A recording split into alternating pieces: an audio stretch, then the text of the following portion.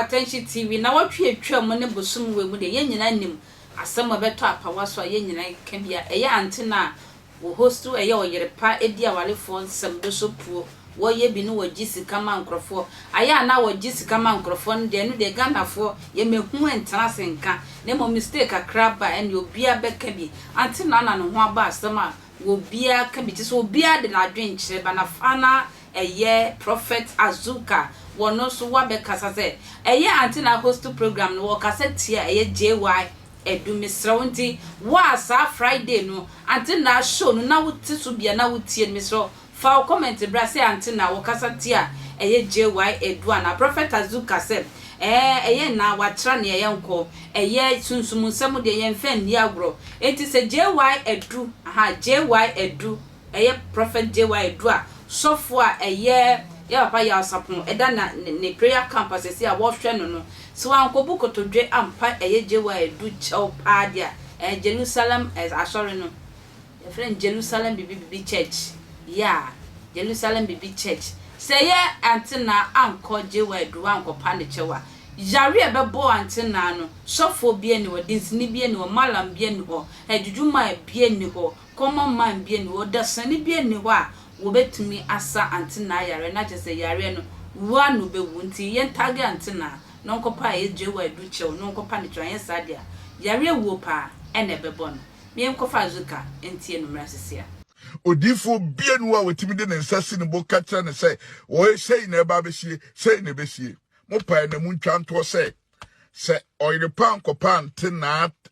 sorry jewa e papa jewa edu achewa ye nyina wo krum a mo hwedi besi yare betia gudu so onipa bienua no suffer no comfort no malambi betimi atie free no so emfa spirituality en diagro emfa sunsumsam en diagro muntie nyansa America chemon yare ye obaye ye wo sunsum ye wo tumi a wo soro de yamaya de ye adwuma me so onipa otimo ohia ni ye odefo onipa otimo obi oni bi ebenya sika onipa otimi sa obi a wabodam obi otimi sa obi a wabubuo obi otimi sa obi a wopro na otimi an hoto no sa nipa de yenka no tinie pa ha an obi okasa boko on se me kasa e boko de otie mu no yenka no tina me wo kamea na se makoma sore a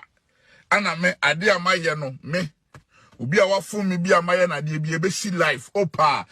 enso ntoto opa popo mu bu opa ye dai me kesa ma kesa o me no me amadome o na be ya adwuma timu amo do ilepa muntie the great Azuka muntie the great Azuka muntie the great Azuka mamo mani mesi ne ankasai ana difo ni trimodin ana difo ni trimodin medium yo di hunu for me yesunsum nipa de mahuo ni se orepa monko pa de wa edu achew monko ho enyasa be kakra ma me no ontimi internet station ho yale betie si so na metima kirawo yale ebeba metima kirawo sunsum ebeka no enoma yare ebetie si ma me ne so opa mu ntwa sasem we nto wa wo ye blogger bia record ha to ho yi ma me efreme amanse sunsum kese botan asona baye asona jataburu a amanse pepo ana me kasa no me dia se dia onnim bibi entia se me se ye mfum sunsum na ofum sunsum a sunsum be fum enfum sunsum na ofum sunsum a sunsum be fum he e Kenyan Central Badrimba ni Badrimba no mo pese bobra me se abra bomu na mitie sofu panyi bi o se o ba wiase a bompa se enkopie jimini bi ho na ode ankofa nnome ameto abusuam wankofo hawa ameto abrabɔso oya sofu panyi se bibi kraba se ne emusi ne kasa no ankasa yi enti so oyire pa maame no ene omo wo ho ni nyina o general manager ya madamfo na de me kam pese wiase ti ase ne se mo ne maame pa sofu panyi na di ni ye onko pa ne chew na nya saa ene mo ne date nto se maame no be kakro ntimi ntina radio no so nye program ebi obi be hu ni se oh da be ne besie mo de mo pa mo mla kumase ye mo bonkofo o mo start cassette adifo cassette asofo afo anasofo satemu ho a atemu no nyame ne de ma nye nipa ne de ma onipa bie no o ye konkono onipa bie no o ye perfect kire urade ade sha wontomam okoko obi die ye de yo sunsun yo tumi de yehu ane de yeka te monko kan kire no so the great Azuka de on de me no odifo a ne no mamu aye den Ghana asofo nyina ntimi sunsun bie so ka kire me se ba omi abesa atena kwan bai MPP besa afa kwanya no na nkofo di matam oh obwa mi abefa kwanya no omuhu dai ada no na muni ani eno ana mamme obo man ni mu a adifo nyina champion obi a wona adoma chede ne kasunsun nyuma de a emfa odifo no metoto me obi a ne na adoma chede obi a wodi onyame de ma no entishene nso na ti ase se abrabo eyesunsun intimidie di sunsun ada na di o de oba no wagimi a na wabetwero nkwase asem fa fake accounts bra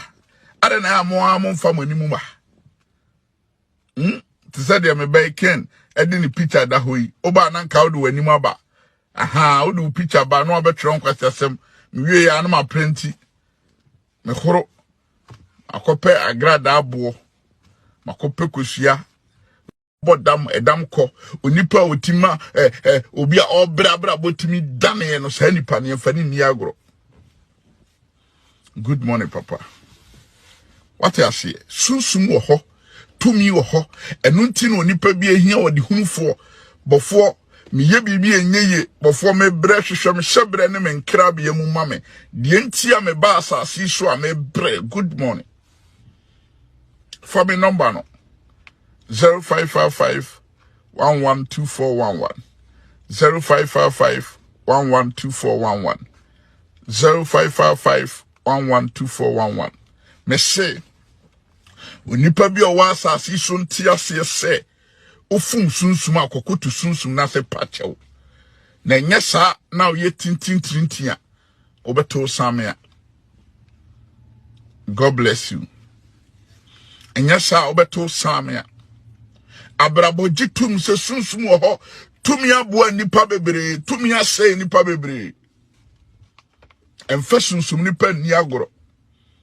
he me tiwe me che konfo me che mala me che obi a fi se do timi mu no odane dane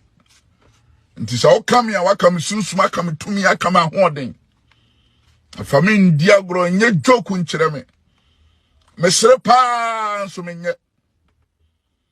So the media go and why careful. Yes, I'm a how generation. Doctor Ghana Ede. They are for Jimmy free uncle. They be Jimmy Waha. Prophet Azuka Nessie. Why a quentua, my crap.